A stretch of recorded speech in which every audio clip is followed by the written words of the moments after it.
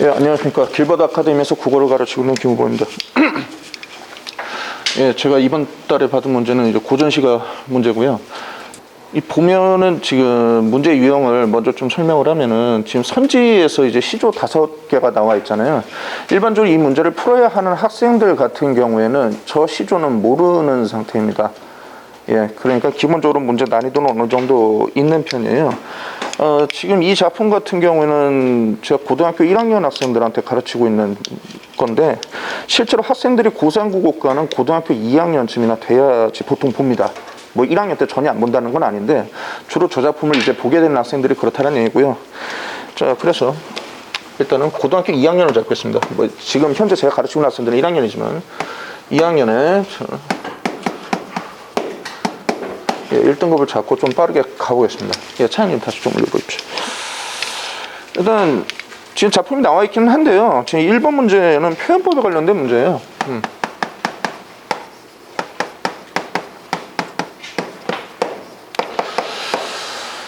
이 문제가 참 힘든 게, 보통 표현법이라고 하면은 보통 비유를 생각하는 경우가 많은데, 여기서 말하고 있는 표현법은 제일 정말 거의 나오지 않는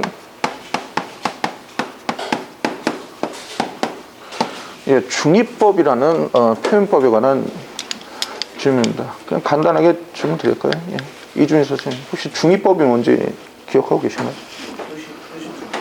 예, 맞습니다. 뜻을 두 가지 이상을 갖고 있는 경우인데, 보통 이 중의법은 수능식 읽기에서는 거의 나오지 않는 거고요. 그러니까 선생님들이 강의를 하면서 사후적으로 이건 어떤 의미다 라고 가르쳐 준 거를 그냥 암기한 상태에서 문제로 들어가야 됩니다. 근데 문제는, 그렇죠? 이제 문제 구조 문제인데, 아까도 말씀드렸지만은 선지에 나와 있는 5작품들은 학생들이 모르는 작품이에요. 근데 모르는 작품에서 중의법을 걷어낸다라는 건 거의 불가능에 가깝습니다. 그러니까 말 그대로 약간 좀 속어로 쓰자면 이건 죽으라고의 문제예요. 예. 이런 유형이에요. 그 참 재밌는 게, 일선 학교에서는요, 이 문제를 수능형이라는 명목 아래 냅니다.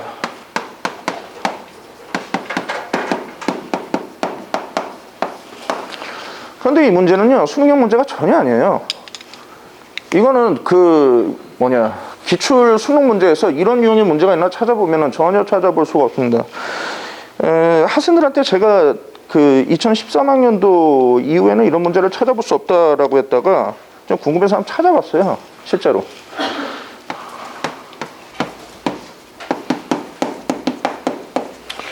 (2006학년도) 수능 43번 이후로 나온 적이 없습니다. 굉장히 오래된 유형이죠. 교육청에서는 좀 나온 적이 있는데, 우리가 중요시하는 거는, 그러니까 수능을 보는 데 있어서 중요시하는 건 이제 평가원이죠. 그렇죠? 교육청보다는. 이제 굉장히 오래됐는데, 그럼에도 불구하고 수능형이라는 명목 아래 선생님들이 계속 내는 이유는, 이런 유형의 문제가 거의 애들 점수를 내려깎는 전가의 보도예요. 우린 수능형이야, 너희 공부해야지 라고 내놓고 이걸 못 알아보는 친구들은 그냥 죽는 겁니다. 특히나 선지가 현대시라면 어떻게 읽어보고 비벼볼 그런 건덕지라도 있는데, 시조 같은 경우는 고어이기 때문에요, 아예 접근 자체가, 시조를 모르면 접근 자체가 안 되는 그런 문제점이 있습니다. 그래서 난이도가 굉장히 좀 있는 그런 유형의 문제라고 좀 보겠습니다. 해서 이 유형의 문제를 풀기 위해서 시를 읽을 필요는 크게는 없고요. 지금 밑줄 친 관함하고 화함이 무엇인지에 대해서만 좀 간단하게 보겠습니다. 기억이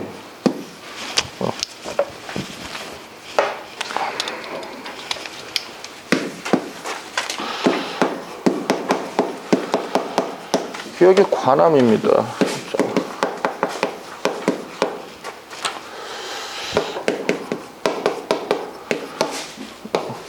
니은이 화음이죠.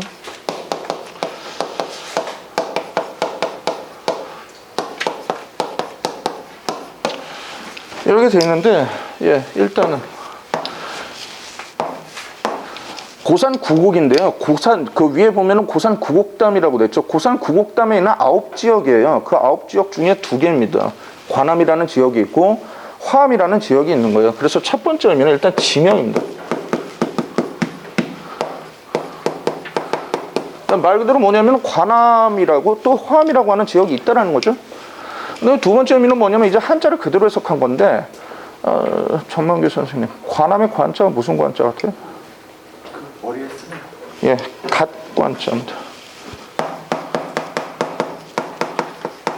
G.O.D 아니에요. 그 다음에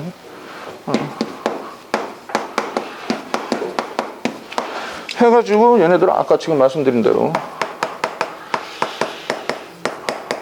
중위법이 됩니다. 일단 그러니까 지문에서 판단할 부분은 크지 않아요. 문제로 바로 가야겠습니다. 좀 올려주시겠습니다.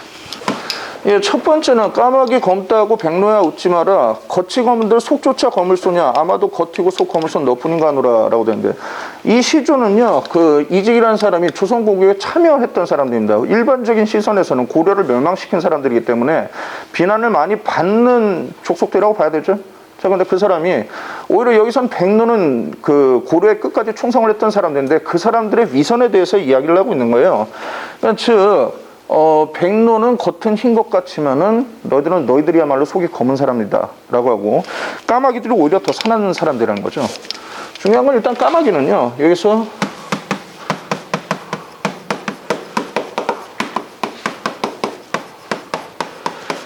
예, 조선공국 참여자를 상징합니다.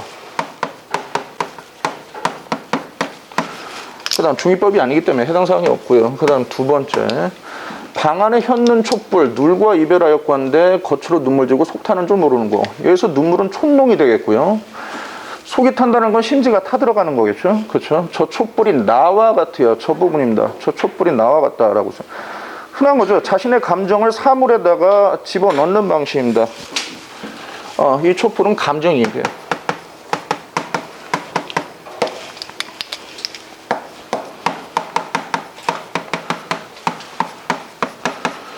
문제하고 크게 상관없습니다만 이계라는 분은 사육신의 한 명입니다. 그 다음에 세 번째, 전원에 남은 흥을 전나귀에 못 싣고, 전나귀라는 건 다리를 저는 나귀예요. 뭐 크게 중요하지는 않습니다만, 계산에 시내를 끼고 있는 산 익숙한 길로 이제 흥겹게 돌아와서 아이야 금서 검은고와 책을 다스려라 나무래를 보낸다. 현대어로 적겠습니다. 자, 이게 정답, 결론적으로 정답인데, 일단 남은 해라는 거는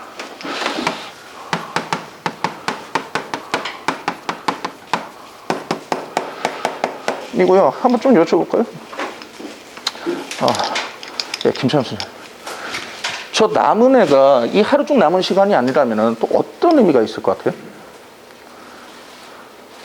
나이 드신 분이에요. 가시. 예, 그렇죠.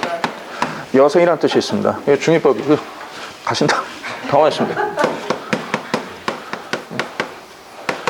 그래서 이거 정답이 됩니다. 시간이 얼마 남았는데. 근데 문제는 그러니까 학생을 푸는 학생들의 입장에서 저게 지금 모르는 시조예요. 실제로는 모르는 시조에서 이게 중위법인 거를 학생들이 알아낼 가능성은 거의 없다라는 겁니다. 그러면 무슨 소리냐, 이 문제는. 학생들이 선생님이 강의한 것과는 별도로 그냥 시조를 따로 공부해가지고 사전에 알고 있어야 풀 수 있다는 문제예요. 모르면 그냥 죽는 겁니다. 그럼 이 문제를 맞출 수 있는 사람은 딱 두 부류예요. 예, 슈퍼룰렛 돌린 사람들하고, 그리고 정말로 알고 있었던 학생들. 그러니까 정답률이 굉장히 떨어질 수밖에 없습니다. 그러니까 치사하기 어려운 문제입니다. 그 다음 네 번째, 제너머 성골롱 집에 성골롱이라는 사람은 누구냐면 성혼이라는 실제 인물입니다. 수릭단 말 어제 듣고 누운 소 발로 박차, 소가 누워있는데 야 일어나 해가지고 이렇게 해서 소를 타고 아야, 그러니까 성혼의 집에 간 거예요. 내 골롱 계시냐, 정좌소 왔다 해라. 근데 이 정철이라는 분 되게 유명하죠. 저는 개인적으로 굉장히 싫어하는 분인데, 이 정좌소는 특별한 표현법이 없습니다. 그냥 화자 자신입니다.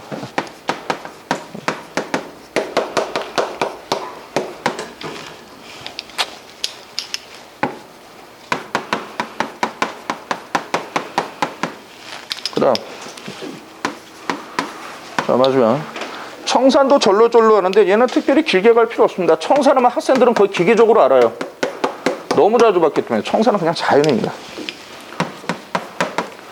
그리고 자연은 상징이에요. 그래서 문제에 대한 풀이는 이 정도 되고요.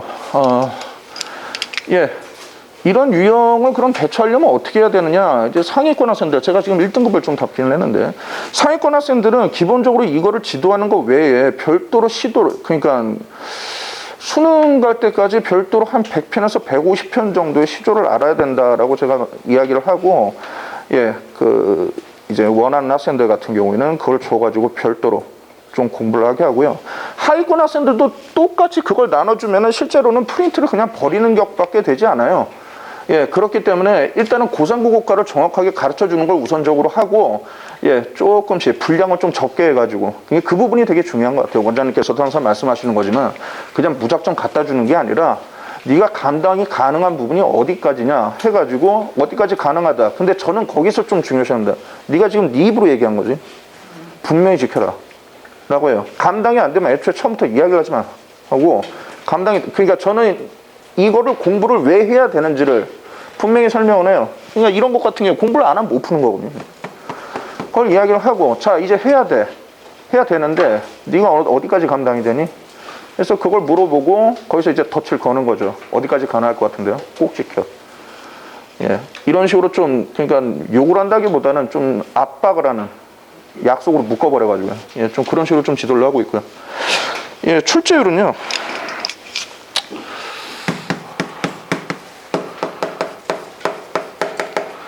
아까도 처음에 시작할 때 말씀드렸지만은요, 선생님들의 현실적인 문제가 있을 거예요. 작년에 동양고 1학년 같은 경우에 1학기 중간고사가 막 90점대 엄청나게 나왔거든요. 분명히 교장 선생님한테 좋은 얘기 못 들었을 겁니다. 그렇죠? 등급이 안 나온다고. 그다음부터 이제 완전히 아스트랄한 문제들이 나오기 시작했는데, 어떤 그런 현실적인 문제 때문에 출제하시는 학교 선생님들한테는 거의 놓을 수가 없는 유형의 문제입니다. 출제율이 굉장히 높아요.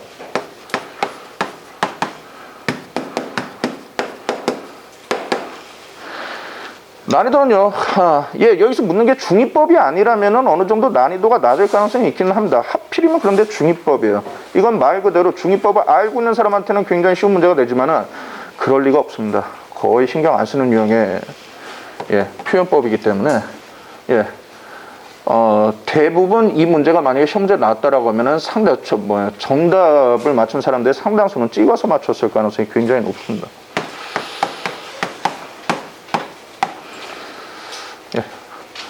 일단 여기까지 하겠습니다.